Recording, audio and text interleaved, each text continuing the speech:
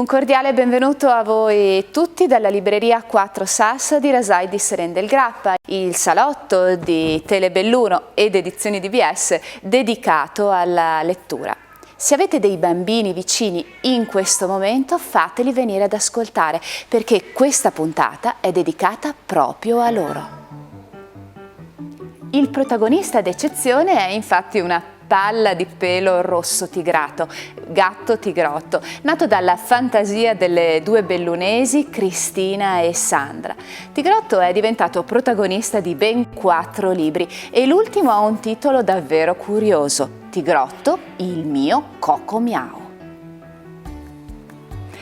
Tigrotto è un libro tutto da giocare, scritto e disegnato pensando anche ai bambini con difficoltà nella lettura. L'importante è che abbiano voglia di aiutare Tigrotto, che come tutti i gattini è un grande pasticcione. Sentite che cosa ha combinato questa volta. Ma che cosa combina Tigrotto in questo libro? Tigrotto in questo libro ne combina proprio di tutti i colori, però devo dire che è anche un gran giocherellone. E difatti in questo libro ve ne daremo la prova. Questo è un libro dove i bambini giocano con il gatto, ma devono anche avere con sé delle cose molto importanti. Un gomitolo di lana, un barattolo di colore, una forbice e un phon. E direte, ma che cosa ci servono queste cose? Io potrei rispondervi a nulla, ma in realtà ci servono, perché succede che entrando in questo libro troviamo una porta.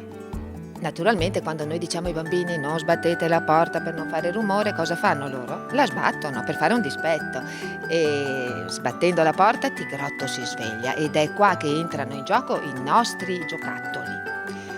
Ed infatti per non far arrabbiare Tigrotto cosa dovete fare? Prendere il gomitolo di lana, voi lo prendete, lo dovete lanciare al mio via e da lì inizia il gioco con Tigrotto.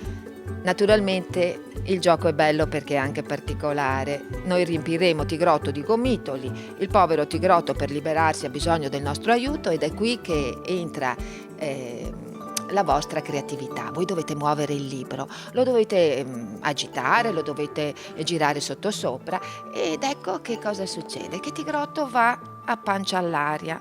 Allora svelti dovete rimettere il libro in una posizione diversa e cosa succede? Che il gatto sta per uscire dal libro, voi dovete rimetterlo dritto e questa cosa è molto importante perché fa entrare i bambini in contatto con la carta, con il libro, lo fanno toccare, addirittura è importantissimo usare le mani, perché il bambino qua deve far finta di avere una forbice e tagliare tutti i fili di lana. Insomma, il libro prosegue così.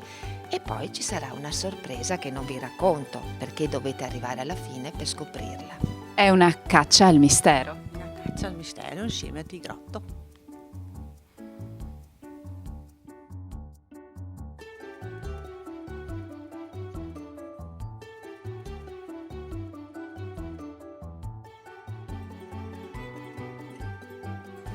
E con questo, nel segno di gatto Tigrotto, anche per questa settimana noi vi salutiamo e vi diamo appuntamento fra 7 giorni, sempre su Telebelluno, per una nuova puntata della libreria di Telebelluno ed Edizioni DBS.